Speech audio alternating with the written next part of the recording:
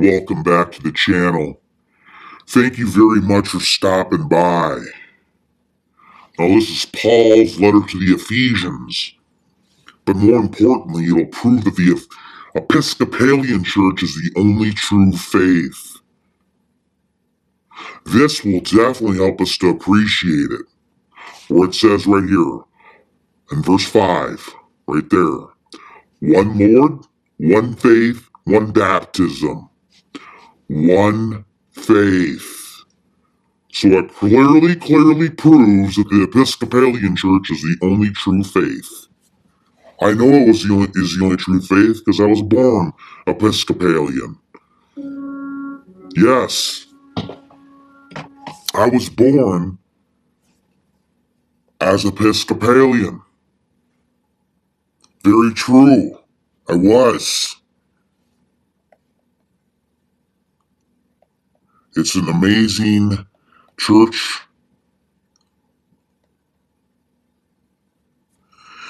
It's the best church. It's the only true church. It says also in verse 10, the very one who descended is also the one who ascended far above all the heavens, so that he might give fullness to all things. And he gave some as apostles, especially the Episcopalian, some as shepherds and teachers with a view to readjustments of the holy ones, the ministerial work to build up the body of the Christ. The body of the Christ. It says right here in verse 13, until we all attain to the oneness of the faith and the accurate knowledge of the Son of God, to be being a full grown man, attaining the measure of stature that belongs to the fullness of the Christ. So it clearly shows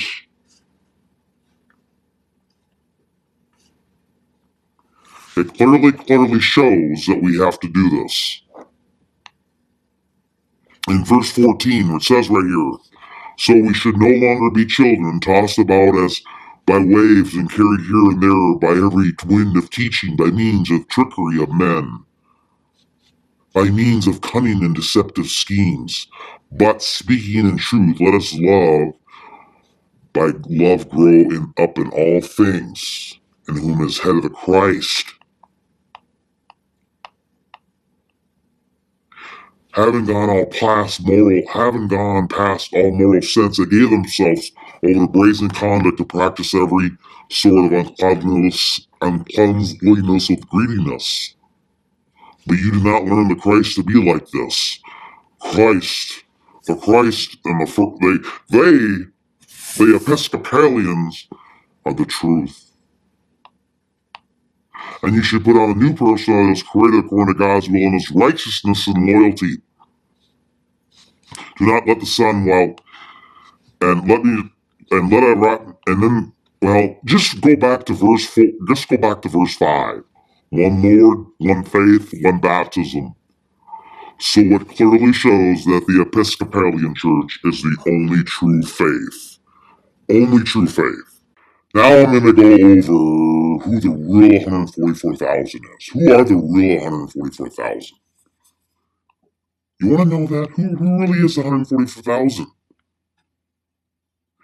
Well, let's look at verse 4. First, let's read the whole thing of chapter 14. Then I saw and looked, the Lamb standing on Mount Zion, and with him 144,000 who have his name and the name of his Father written on their foreheads. I heard a sound coming out of heaven like the sound of many waters, and like the sound of loud thunder, and the sound that I heard was like singers accompanying themselves. Oops, sorry about that.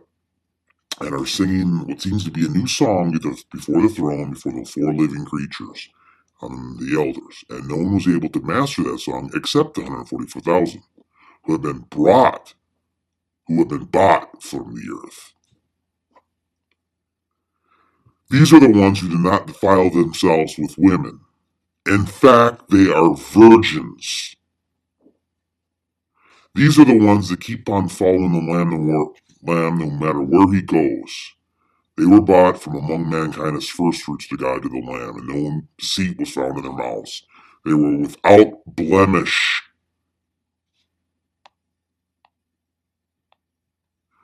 But look here.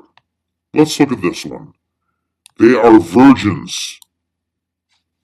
They are virgins. You have to be a virgin in order to inherit heaven, the kingdom, as one of the 144,000.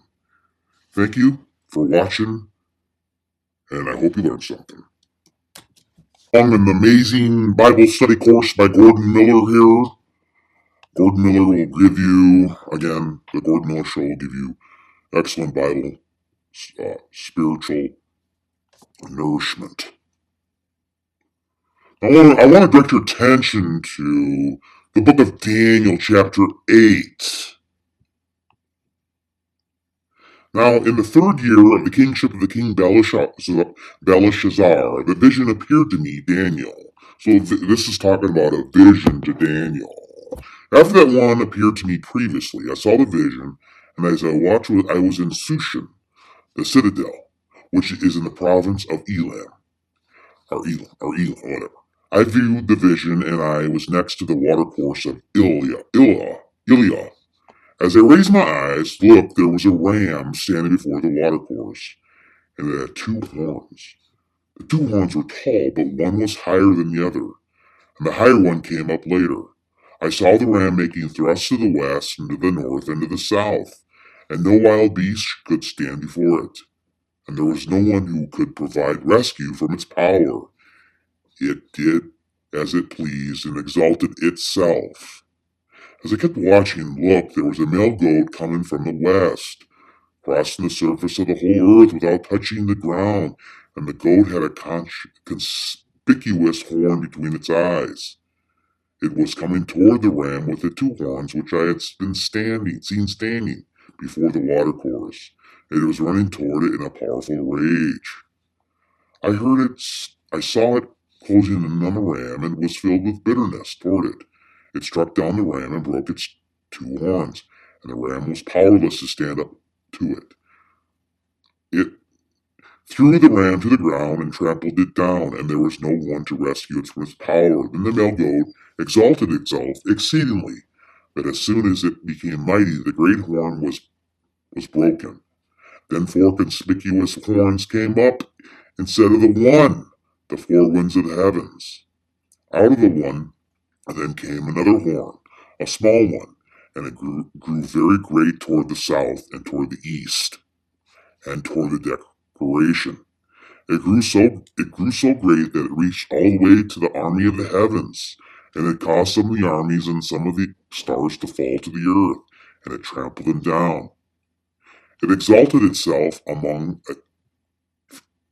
even against the prince of the army, and from him the constant feature was taken away, and the established place of his sanctuary is thrown down.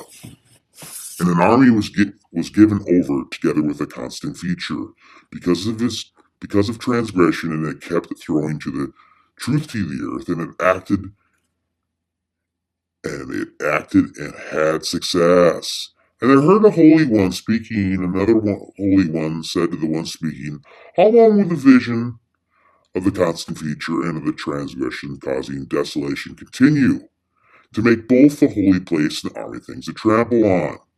So he said to me, "Until 2,300 evenings and mornings, and the holy place will certainly be restored to the right condition."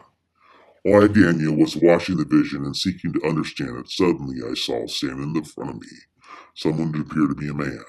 Then I heard the voice of the man, most Ulia, and he called out to Gabriel, "Make that one understand what he saw." So he came near to where I was standing. But when he came, I was so terrified that I fell face down. He said to me, "Understand, O son of man, that the vision is for the time of the end." But while he was speaking with me, I fell fast asleep with my face to the ground. So he touched me and made me stand up where I was been standing. Then he said, "Here I am causing you to know what will happen in the final part of the denunciation, because it is for the appointed time of the end. The two-horned ram that you saw stands for the king of Media and Persia. The hairy male goat stands for the king of Greece. And the great horn that was between its eyes stands for the first king. As for the horn that was broken, so that four stood up instead of it. There are four kingdoms from his nation that will stand up, but not his power. And in the final part of their kingdom, as the transgressors act to a completion, a fierce-looking king who understands ambiguous sayings will stand up. His power will become great, but not through his own power. He will bring ruin in an extraordinary way, and he will be successful and act effectively. He will bring mighty ones to ruin, and the people made up the holy ones. And by his cunning he will use deception to succeed. In his heart he will exalt himself. And during a time of security he will bring many to ruin, and he will even stand up against the prince of princesses, but he will be broken without human hand. What was said in the vision about the Indians in the morning is true, but you must keep the vision secret, for it refers to a time, many days from now. As for me, Daniel, I felt exhausted and was sick for some days. Then I got up and carried out the king's work, but I was numbered. But what I had seen, and no one could understand it. So here it really helps us to appreciate. It helps us to appreciate that in the time of the end, we will come to appreciate what Daniel's vision is all about. Now, if you do math, you can come up with numbers, and some will come up with certain years. But we have to be, and the Episcopalian Church is the only true faith. Our people will be saved. Our people, the Episcopalian Church, will be saved. Thank you. I know you've learned a lot. Along in the amazing Gordon Miller Bible study course, I want to talk to you individuals about the book of Genesis, Genesis chapter 6. Now when men started to grow in number on the surface of the ground, and daughters were born to them, the sons of the true God began to notice that the daughters of the men were beautiful. So they've been taken as wives, all whom they chose. Then Jehovah said, My spirit will not tolerate man indefinitely, because he's the only flesh. Accordingly, his days will come out to 120 years. So it really makes us it really helps us to appreciate the God of the Bible really made us in a wonderful. We're only flesh. He only created us with flesh. Notice how the angelic creatures are created, and they were wonderful. They had wonderful spirit bodies. They don't deteriorate like us fleshly beings. What a wonderful creator he did that for us. Truly remarkable. But continuing on, it says the Nephilim were on the earth in those days, and afterward, during that time, the sons of the true God continued to have relations with the daughters of men, and these bore sons to them. They were the mighty ones of the time, and the men of fame, or the men of fame. Consequently, Jehovah saw that man's wickedness was great on the earth, and that every inclination of the thoughts of his heart was only bad all the time. Jehovah regretted that he made men on the earth, and his heart was saddened. So Jehovah said, I am going to wipe men whom I have created off the surface of the ground, man together with domestic animals, creeping animals, and flying creatures of the earth. For I regret that I made them. So isn't it wonderful that the heavenly governor is going to wipe out individuals? Truly remarkable and truly awesome. But Noah found favor in the eyes of Jehovah. This is the history of Noah. Noah was a righteous man. He proved himself faultless among his contemporaries. Noah walked with the true God. In time, Noah became father to 3 sons, Shem, Ham, and Japheth. But the earth had become ruined in the sight of the true God, and the earth was filled with violence. Yes, God looked upon the earth, and it was ruined. All flesh, humans, yes, had ruined its way on the earth. After that, God said to Noah, I have decided to put an end to all flesh, because the earth is full of violence on account of them. So I'm bringing them to ruin together with the earth. Make for yourself an ark from resinous wood. You will make compartments in the ark and cover with tar inside and outside. This is how you will make it. The ark should be 300 cubits long, 50 cubits wide, 30 cubits high. You will make a window for light.